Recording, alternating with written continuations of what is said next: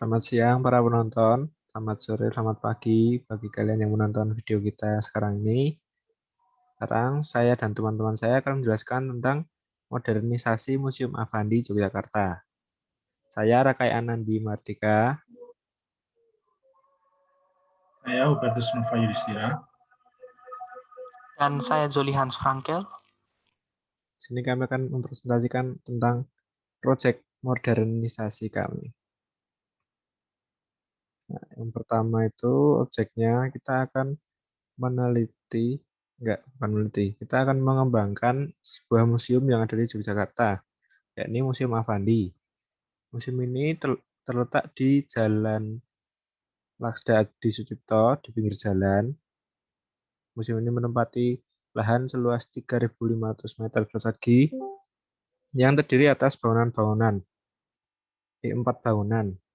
Ada tiket, ada 2 studio, dan ada bangunan untuk seperti menyimpan peninggalan dari Bapak Affandi sebagai pemilik museum.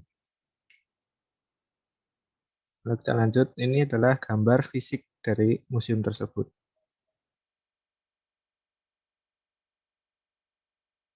Ini adalah contoh dari karya-karya yang dihasilkan oleh Bapak Affandi. Nah, fungsi dari museum ini itu awalnya adalah sebagai galeri milik untuk menampilkan karya seni yang dimiliki oleh Bapak Affandi tersebut. Terus setelah beliau meninggal, museum ini dijadikan seperti kenang-kenangan untuk mengenangi dari karya-karya Bapak Affandi tersebut. Di sini kita akan melihat denah dari Museum Affandi tersebut.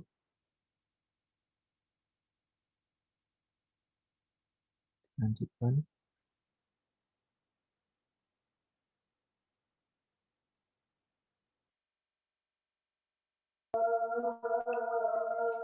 Nah, saya akan melanjutkan. Yang selanjutnya adalah masalah akibat pandemi.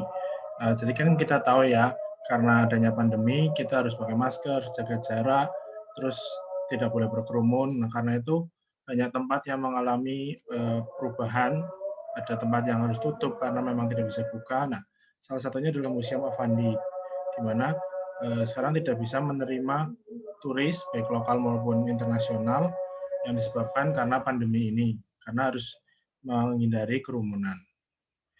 Sehingga nanti Museum Affandi jadi mengalami penurunan secara ekonomial. Lanjut.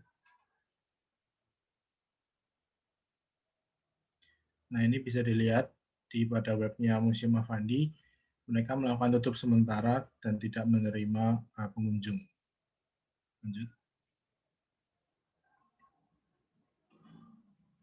Nah, rencana yang kami buat untuk mengatasi masalah tersebut adalah melakukan virtual tour. Nanti pengunjung itu yang ingin melakukan virtual tour itu mendaftar dulu melalui aplikasi atau nanti akan melakukan perubahan. Kami akan melakukan perubahan pada web sehingga bisa melakukan pendaftaran untuk virtual tour. Nah, itu bisa dilakukan pengunjung melalui HP, PC atau VR headset. Lanjut.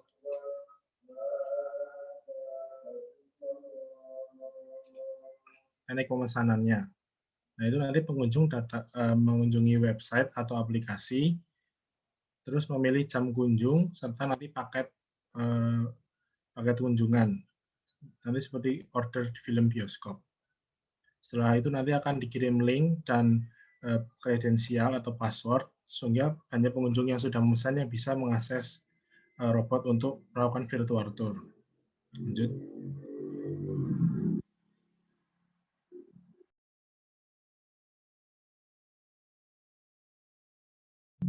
Untuk teknis penggunaan akan dilanjutkan oleh Saudara Jolly Franky.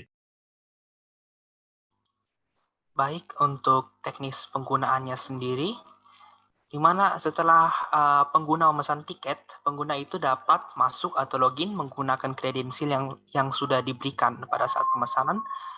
Dan virtual tour itu bisa digunakan hingga waktunya selesai ya. Nah, sembari menunggu itu ada ruang tunggu yang disiapkan agar para pengguna, visitor, turis yang ingin mengunjungi bisa tunggu sebentar sembari robotnya disiapkan atau sembari menunggu pengguna sebelumnya selesai menggunakannya. Nah, target konsumen kami ini adalah keluarga atau grup, ya, kelompok begitu yang beranggotakan lebih dari 1 orang karena tergolong lebih ekonomis. Nah, lanjut. Untuk penjualannya sendiri, kami menawarkan 2 paket. Ada paket unguided dengan paket guided. Di mana paket unguided itu, dari namanya kita tahu bahwa unguided tidak ditemani. Jadi tidak ada tour guide yang mengawasi kita. Sehingga kita bisa bebas menggunakan robot tersebut jalan kemana saja, tetapi tidak ada tour guide yang mungkin bisa memberikan informasi tambahan mengenai lukisan-lukisan tertentu. Nah, paket guided ini, paket A ini, kami tawarkan dengan harga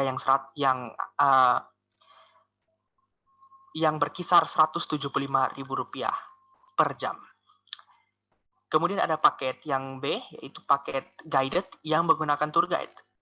Kami tawarkan dengan harga Rp250.000 per jam. Jadi tour guide ini bisa memberikan informasi tambahan mengenai lukisan-lukisan tertentu atau sejarah lukisan tertentu atau bahkan sejarah alat-alat atau perkakas atau keseharian dari Afandi sendiri sebelum ia meninggal dunia.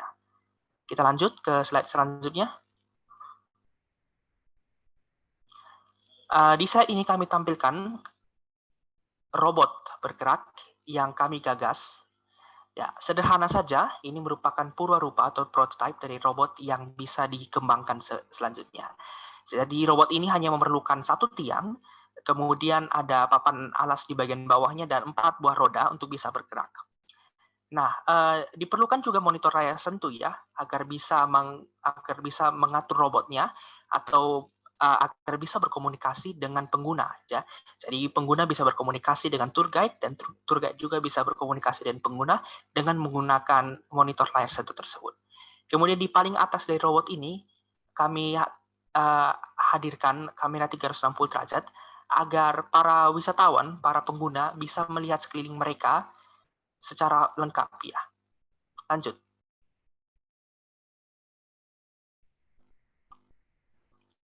Untuk cara kerja virtual tour sendiri bisa kita lihat melalui link YouTube berikut ini.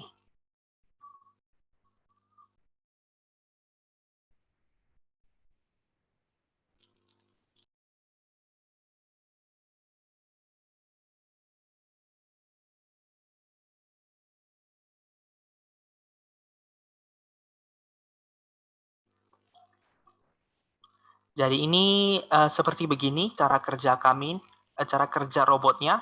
Kita bisa bergerak, kita bisa menggerakkan tangan kita, kita bisa lihat sekeliling kita, dan kita juga bisa bergerak bebas ya.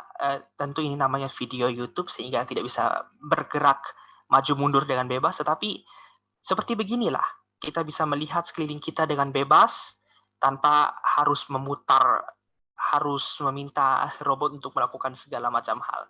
Jadi mudah dikendalikan oleh usernya, user friendly juga. Baik, kita lanjut. Setelah kita melihat cara kerjanya, kita akan melihat ada QR code ya untuk informasi-informasi secara sederhana.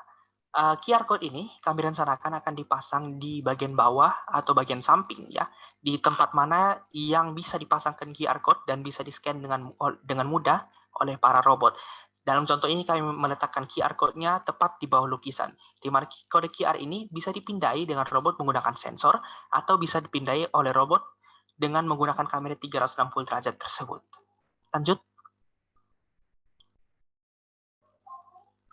Nah, setelah di-scan, setelah dipindai, maka akan muncul informasi mengenai lukisan tersebut di sebelah kanan layar. Seperti contohnya seperti ini ya, collection number sekian-sekian-sekian oleh Afandi Museum.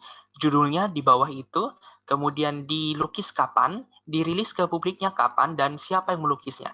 Karena kita ketahui bahwa di Museum Afandi ini ada Afandi sendiri dan kerabat atau keluarganya yang juga ikut melukis di museum ini. Dan yang ikut melukis dan karyanya dipajangkan di museum ini. Kemudian akan ada deskripsi singkat mengenai museum, mengenai lukisan tersebut yang ada di bawahnya. Baik, demikian presentasi dari kami.